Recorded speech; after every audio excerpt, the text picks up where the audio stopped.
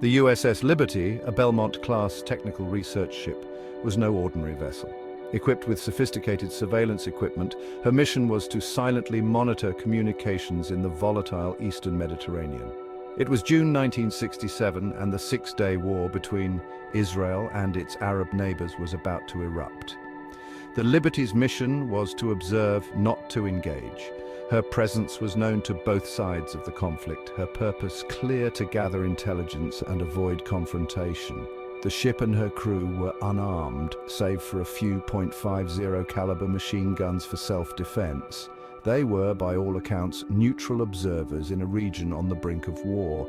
The Liberty's crew, a mix of seasoned sailors and intelligence specialists, went about their duties with quiet professionalism. They were thousands of miles from home, caught in the cross-currents of a conflict that seemed a world away. Little did they know they were about to be thrust into the very heart of the storm. Their story, a tale of courage under fire and a relentless pursuit of truth, is one that demands to be told. The Middle East in 1967 was a powder keg of political tension. Decades of animosity between Israel and its Arab neighbors had reached boiling point. Egypt, Syria, and Jordan were mobilizing their forces, their rhetoric growing increasingly bellicose. The air crackled with anticipation, the threat of war an ever-present shadow. Against this backdrop of escalating tensions, the u.s.s. Liberty sailed into the Eastern Mediterranean. Her mission to monitor communications and gather intelligence took on a new urgency. The ship and her crew were now front-row witnesses to a conflict that threatened to engulf the entire region. The Liberty's captain, William McGonigal, was a seasoned naval officer with a reputation for coolness under pressure. He knew the risks, the volatile mix of politics and military might that could ignite at any moment. But he also knew the importance of his mission: to be the eyes and ears of the United States in a region spiraling towards chaos.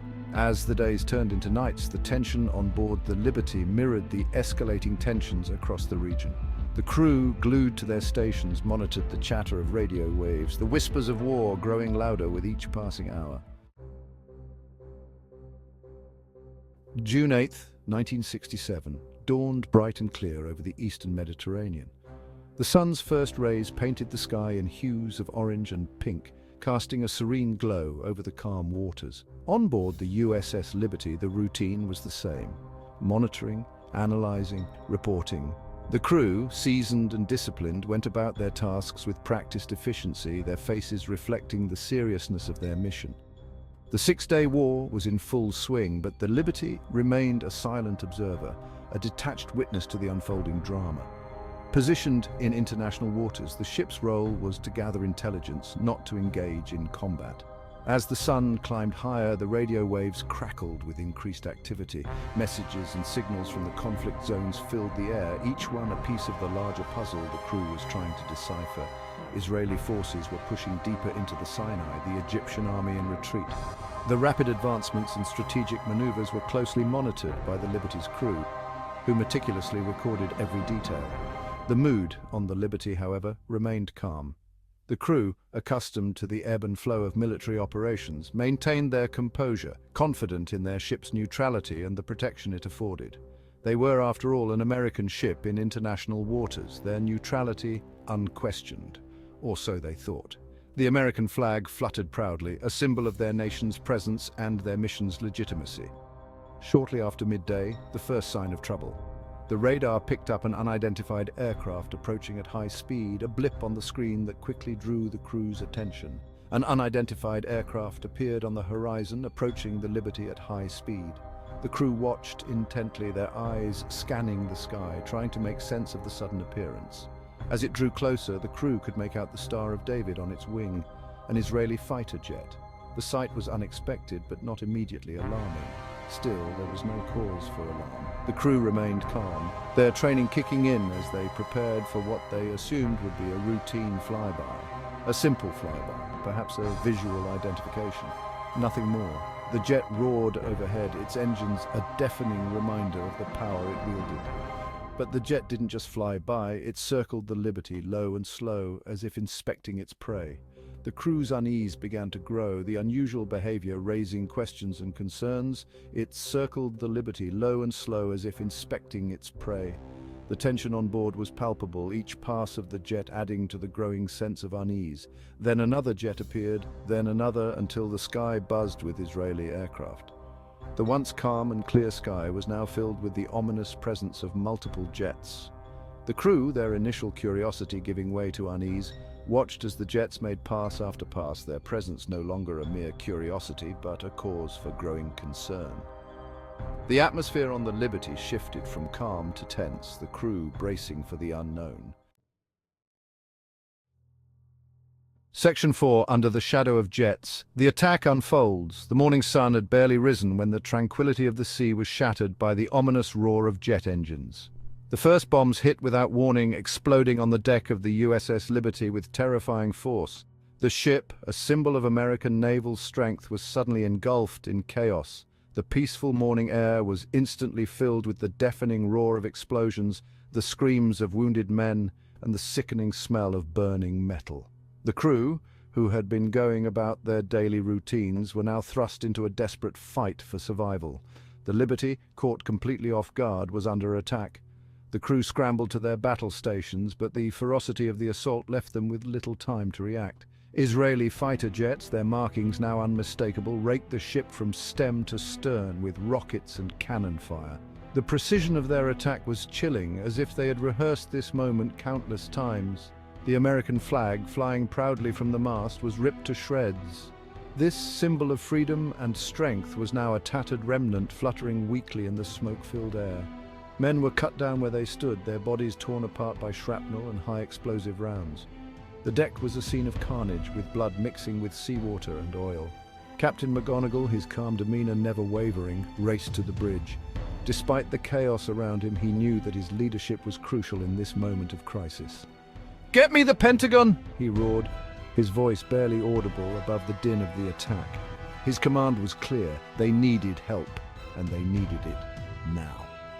"We are under attack by unidentified aircraft," he reported, his voice steady despite the urgency of the situation. "Repeat, we are under attack."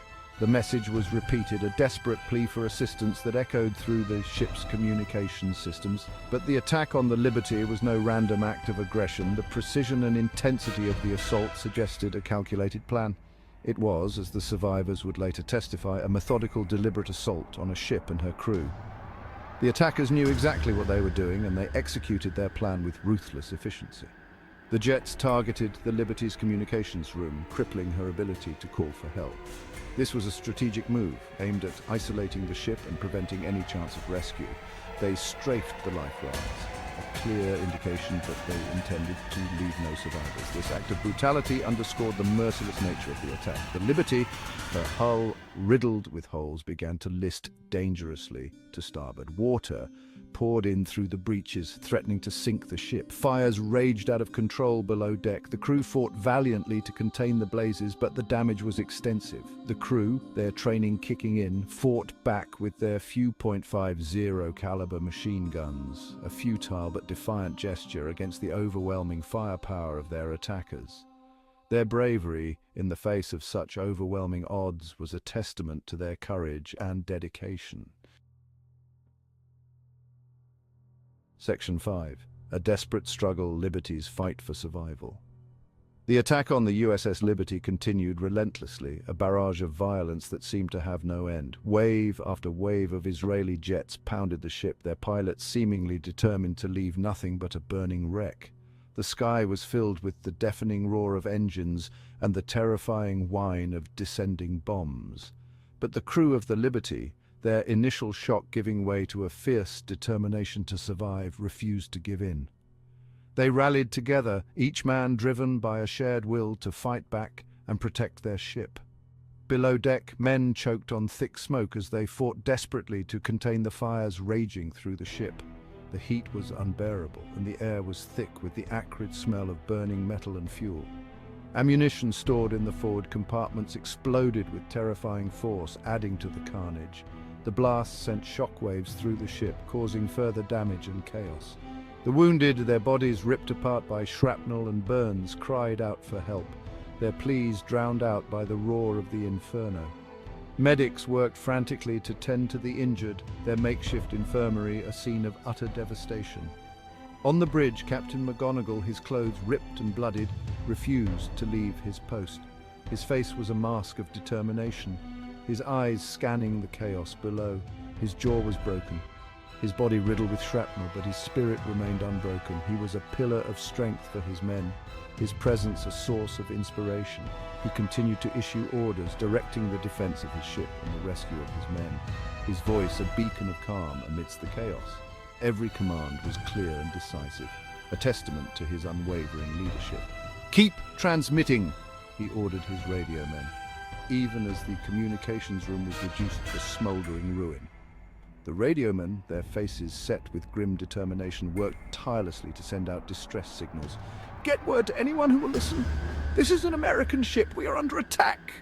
The urgency in their voices was palpable, each message a desperate plea for salvation. But the Liberty's pleas for help seemed lost in the ether. The static-filled airwaves offered no solace, no promise of rescue. The Israeli jets had effectively jammed their radio frequencies, isolating the ship and her crew from the outside world. The silence was deafening, a stark reminder of their isolation.